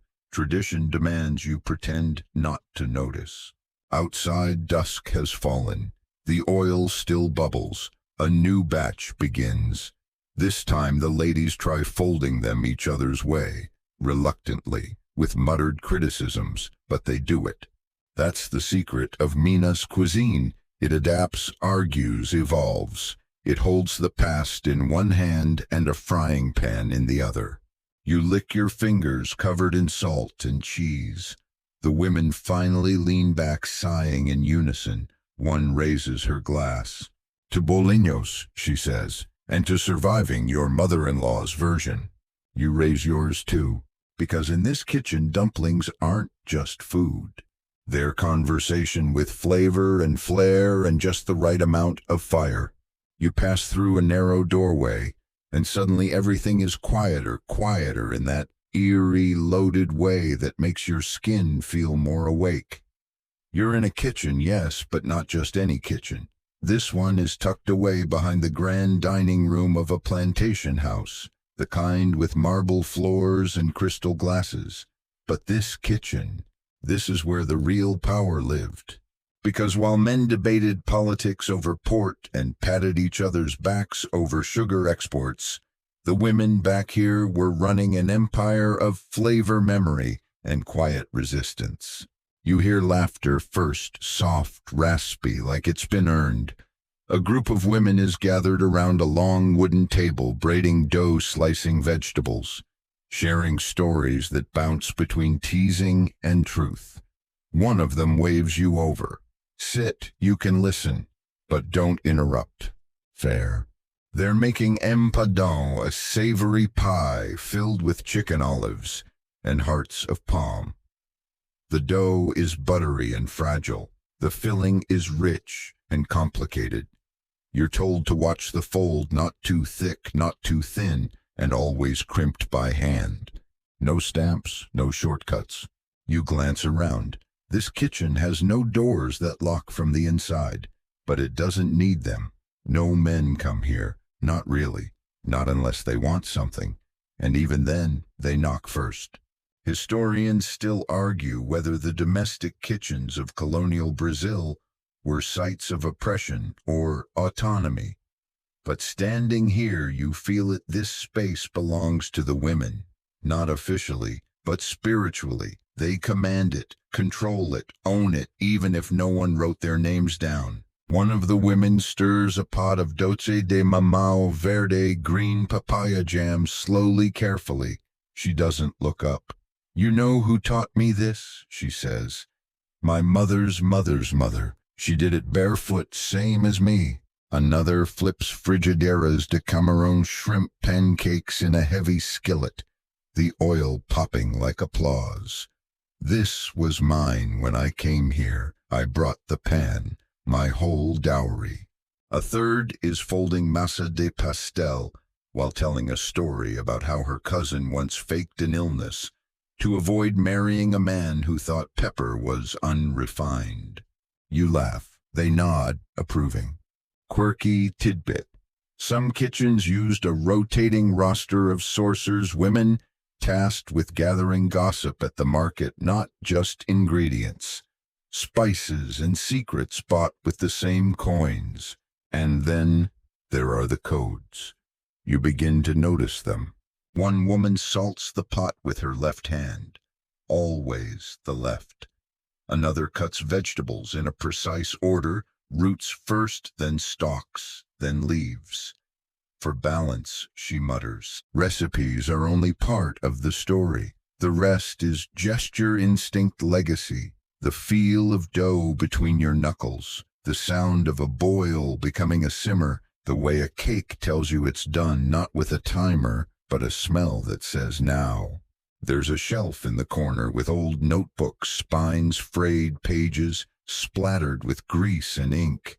But when you reach for one, they shake their heads. Not yet, one says. You have to earn your way in. So instead, you wash dishes, you shell beans, you listen, and slowly they begin to include you, not with instruction, but with proximity. They don't teach, they let you absorb. One woman gestures to a bubbling pot. Don't stir that. It's remembering. You nod like that makes sense, and weirdly it does. As evening falls, the women sit and eat what they've made. No plates, just shared bowls passed between calloused hands. They talk about everything: saints, bleeding gums, the taste of rainwater soup, and how some men can ruin even the best flour. And through it all you realize this is where the history happened. Not in the books, not in the parlors, but here, where women made flavor and family and freedom out of whatever was available. Because back here, behind the big house, behind the noise, they built their kingdom. With spoons, with whispers, with fire. You're back where you began, or close to it. A smaller kitchen, warm and smoky, tucked into the hills, like it grew from the red clay itself. There's no celebration today, no feast, no festival. Just breakfast being cleared and lunch already beginning to stir. Someone hands you a wooden spoon. You don't ask what for. You just start stirring. Because by now you know the rhythm is the recipe. A pot of beans bubbles slowly on the stove. You recognize the scent of garlic and bay leaf. The whisper of pork fat hanging in the air like a half-remembered song. You're not just tasting food anymore. You're tasting accumulated time. A woman places a bowl of arroz carretero in front of you. Rice with bits of beef jerky, tomato, onion, and farofa folded in at the end. It's rustic, honest, and deeply comforting. Traveler's rice, she says, for those who carry everything in their hands. You eat slowly. Every bite feels like a memory. Not just of this journey, but of all the kitchens you've passed through. The convent suites with their secret yolks. The slave quarters where palm oil glowed like firelight in stew. The open-air markets loud with guava and gossip. The festival dishes coded and blessed. The forbidden sauces sweetened with risk. And the silent ghosts who taught you how to listen. Historians still argue over the origins of Minas Gerais cuisine, whether it belongs to Africa, to Europe, to the Americas, whether it was stolen, shared, invented, or imposed, whether the flavors were born from joy or survival. But here, sitting on this worn wooden bench, spoon in hand, belly full, it doesn't really matter. Because when you close your eyes and let the taste settle, you realize it all lives in your mouth now. You glance at the woman beside you. She doesn't ask if you liked the food. She just slides a folded cloth across the table, a recipe. Handwritten, grease-stained corners curled. You open it and see something familiar. It's not the ingredients, it's the handwriting. It's yours. Somehow, over these nights, the kitchen's taught you their language. And now you can speak it. Not fluently, not yet, but enough to feed someone. Enough to honor the hands who showed you how. You stand, the spoon still warm in your palm. Someone needs help with the fire. Another's kneading dough. A child is grinding spice with both fists, singing off key. No one tells you what to do. They just make room. Because in Minas Gerais, the kitchen never really ends. It continues dish by dish, voice by voice, spoon by spoon. Recipes don't close. They echo. And they reach you right there where history meets hunger. The kitchen fades now. The smells soften, the fire dims, and the voices, once sharp and bright, begin to blur into memory. You feel the weight of the clay walls relax around you, as if the house itself is exhaling after a long, full day. The coals go from orange to gray. The pot lids rattle once, then settle. Somewhere outside, a dog barks lazily, and a bird calls just once before the night takes over. You're full, not just in your stomach, but in your chest. There's warmth behind your ribs that wasn't there before, the kind that only comes from being welcomed into a world built slowly with tired hands and stubborn hope. You lean back. You let it go quiet. The ghosts don't leave. They just grow still. You imagine them watching from doorways, perched on shelves, hands folded. Not sad, just present. Because their recipes, their voices, their flavors, they're still being stirred into pots today in kitchens, just like this one, by people who may not know the names, but still know the rhythm. You breathe, long and slow, the kind of breath that says you made it. Let the fire rest. Let the taste linger. Let the story finish cooking in your dreams. End of script. Sweet dreams.